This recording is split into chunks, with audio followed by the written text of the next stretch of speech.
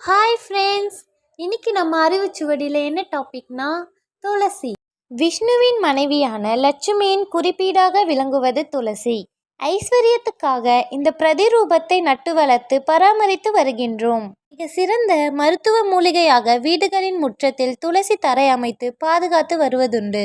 இது தேவாசுரர்கள் பார்க்கடலை கடைந்த போது உயர்ந்து வந்ததாகும்.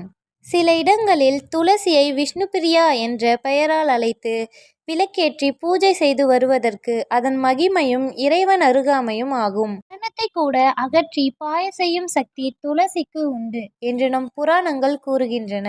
சவத்தை சிதையில் அடக்கும் போது துளசி செடியின் சுள்ளிகளை சிதையில் போடுவதுண்டு. பாவத்தை போக்க துளசிக்கு சக்தி உண்டு என்ற நம்பிக்கையே இச்செயலுக்கு தூண்டுகின்றது.